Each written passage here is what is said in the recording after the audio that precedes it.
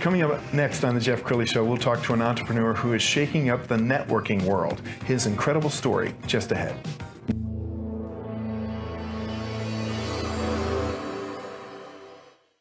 Many are predicting that the worst is yet to come, which is unfortunate, said one person here. Until now, they've enjoyed the reputation of being the nation's icebox. Watched a burglar in his home this morning by webcam. As a journalist of over 25 years, stories are what make my world turn. Reporting live from the Dallas newsroom tonight, Jeff Crilley, Fox 4 News. But in 2008, I took the jump from my familiar life and started a PR firm from my home. We're talking about anyone with a camcorder like the one I'm using becomes a television network. We started slowly growing the company, and we now have over 100 clients, and we've branched into the world of live digital broadcasting. I now own 8 different TV studios and have a huge team, and the stories that I now get to share are sometimes the most important of my life. Life has a funny way of coming around full circle. This is the Jeff Crilley Show. One of my favorite speakers is the great Les Brown, and he likes to say, you got to circulate to percolate. These days we're talking about networking, and if you're one of those people who stays home behind a computer, you are missing out on building some serious relationships. To talk about that today, Chaz Wilson, he is the founder of Master Networks. Thanks for coming on the show. Thank you, honored to be here. Well, a lot of millennials and Gen Zs, you know, they're a texting generation, they're not a talking generation necessarily. Their people skills are sometimes lacking. Why is it important for young people to get out there and start networking? Well, it all goes to the idea of it's not what you know, but who you know.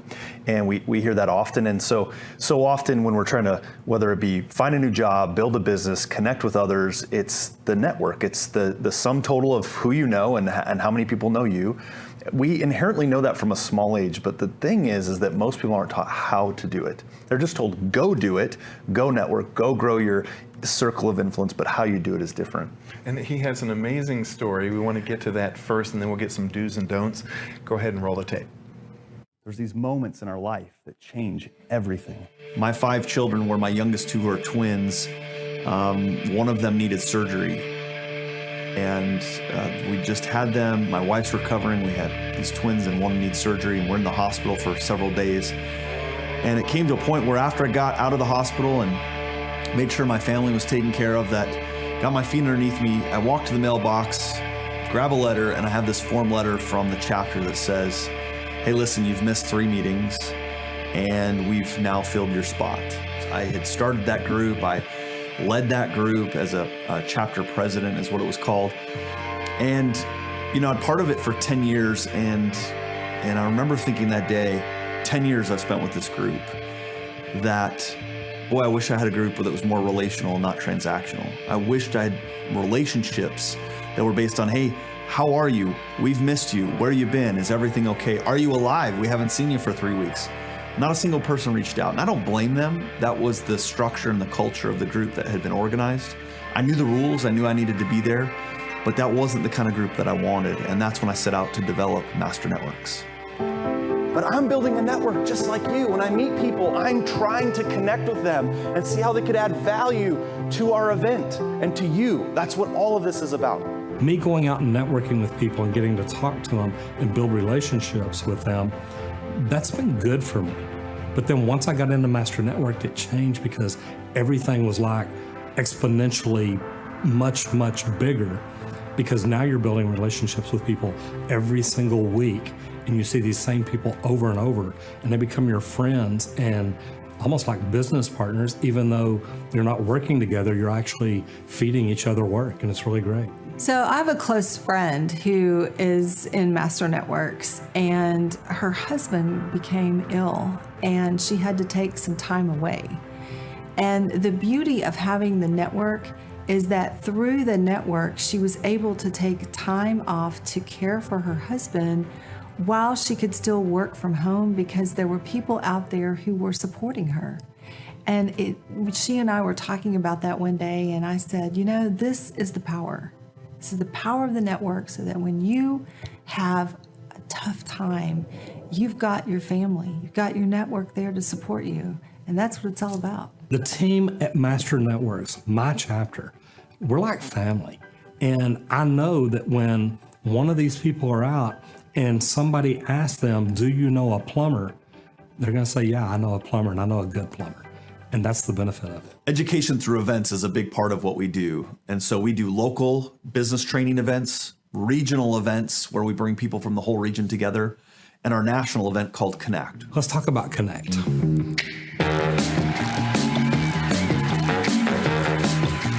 Connect is an experience that when you walk in, there's people there from around the country that come in that learn how to grow their business. We've got amazing speakers and teachers and instructors and people that want to share their knowledge and what it's done for them. Is it okay if I teach? Because the reality is I'm not really a speaker, I'm a teacher. And I will do my best to share with you, but I really like to come to events and learn something that I feel like I can implement right away.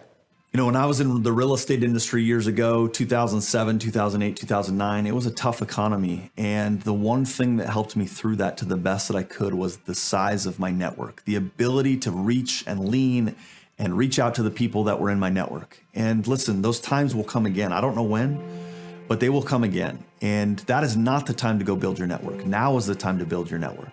And so you might be sitting there thinking, am I the right fit for Master Networks? Is Master Networks the right fit for me? I want to assure you that you're in the right place at the right time. And I want to invite you to join us and join with a group of people like you, where you might be a new business and you could add a ton of energy to this group. You might be an experienced business that could add a tremendous amount of wisdom to those who are just launching and starting. And the value of support in a tribe like this is extremely important and critical in the venture of every business. So I want to invite you to join us today. I'm so inspired. One, for you to start off in networking and get kicked out of your own group, the resilience it took to start something new. But I think it allowed you to get into this arena with a fresh pair of eyes. Yeah. What is the networking industry doing right? What are they doing wrong? And choosing best practices.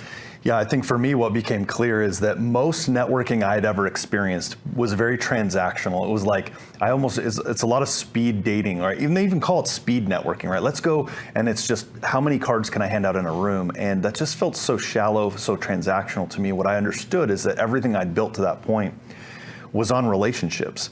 And so I really looked at networking and said, if I can build relationships and enhance it with business education, because most of the people I'm networking with were business owners, then referrals and business and deals would come as a byproduct of everything else. So really what we focused on was the intent of how do we build deep relationships, how do we enhance it with education, and then business comes as a byproduct of that.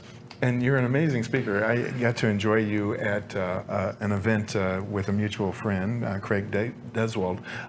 What makes your events different?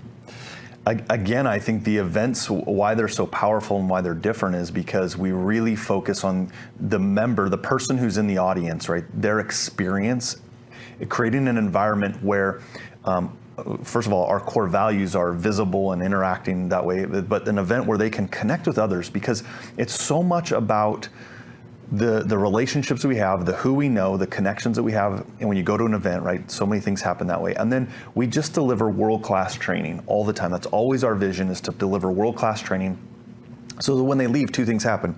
I can leave going, man, I met some amazing people, and I learned tremendous amounts of knowledge from experts that I can now go implement into my business. And the market is rewarding and recognizing you. How many chapters do you have now? We're over 250 plus groups and chapters around the country. We're in 26 states, thousands of members. And we're growing. I mean, we're having record months right now. Oh, congratulations. Thank you. Do's and don'ts. What are some do's? Yeah, so some do's of networking. Really, the quick version of how to network is so important. I always tell, like, I can quickly understand people who come into network and they're like immediately trying to close a deal or do business. And sometimes that happens. That's rare, but mostly here's what happens with network. If you go to an event, I go to these events all the time, and there's hundreds of people, and I think most people, the first thought is, how many people can I connect with? And to me, that's not the way to do it. So we go in and I say, who are 3 people I can connect with and go deep? So can I, if it's an hour, can I take 15 minutes with 3 people and really understand? And I use a method called the bond method. Very high level, very simple. The bond method is build on a common interest. right? What do we have in common? How can we connect? Who are mutual friends we have? And if you notice today, when you and I first, we started that, I said, oh, I've been here with so-and-so, right? I was instantly doing that. Where are you from? Oh, you were in Minnesota? I was in Minnesota, right? It's just a natural thing that I do. Then occupation exploration is the O. Now tell me about your business. Tell me what you do. And if you think about that, Jeff, every networking event I ever go to, the first thing people do is tell me about what you do. Well, how about we back up before that and let's build on something. Then let's go to occupation. And then N is needs discovery, right? I ask a lot of questions about what do you need? Who are you looking to connect with? Who do you need in your life? What things stand in your way? I want to dig down, because if I can then go to D, which is develop an opportunity, and I can solve an issue for someone, may not be business we do, but like, for example, if you said, hey, Chaz, a need I have is I really want to connect with so-and-so or someone like this, and I'm like, oh, I know that person. You're going to see me as value because I just connected for a need. And yet, we didn't do business together. Right. And I think that's the piece that most people miss. And I think you're onto something, because I think most people do go into networking with a selfish mindset, and people can feel a used car salesman from a mile away, can't they? Yeah. Well, and it's the whole concept, and I didn't. Obviously, you probably heard this before. It's the difference between being interested versus being interesting. Yes. Right. And everyone goes into network going, how interesting can I be, and how are my stories lined up? And just be interested in the person. Like, nobody leaves a conversation and be like, if I talked the whole time, you're not going to leave and go, man, Chaz is amazing. No, but if I ask you a bunch of questions and I learn about you, you walk away from that feeling like, that guy really cared about what I had to say and what I was interested in. And that, to me, is a small nuance. I mean, what I'm saying is very elementary, and yet we miss it. Well, and that's what the late, great Zig Ziglar used to say, right? You can have everything you want as long as you allow other people to have what they want first. Final thoughts. Yeah.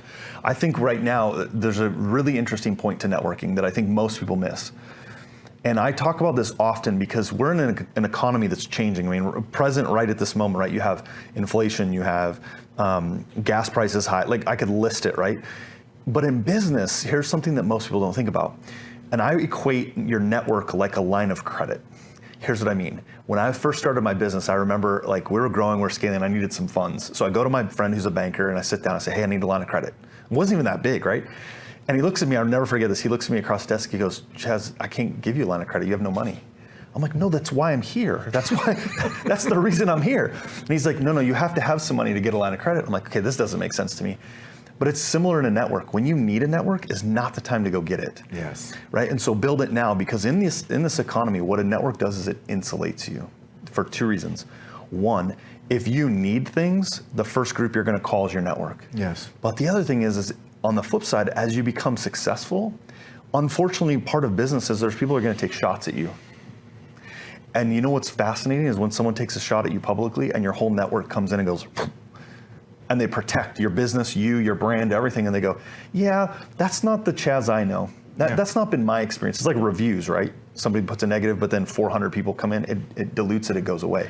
That's what a network does. Well, and I believe you're onto something where the personal brand is what you're creating. Like, I say Dallas is a big town, but a small town. If you're a realtor for Ebby for 20 years and then you jump to Keller, your business goes with you. It's your brand, right? Yeah, and your network is invested in you, not the sign or the company or whatever. But I think, and you look at the economy right now and you look at how things challenge, and I go back to 2008, 2009 when things, especially the real estate market dropped. What was powerful was my network was surrounding me and they were supporting me and helping me. And I just think that right now, for a lot of people, things are good and they're not thinking about growing their network, and they really should. Wow. Chaz Wesland, Master Networks. We're going to end with the website, which is masternetworks.net. I sure appreciate you sharing your wisdom. Man, thank you. Honored to be here. You bet. And that's it for now. We'll see you next time.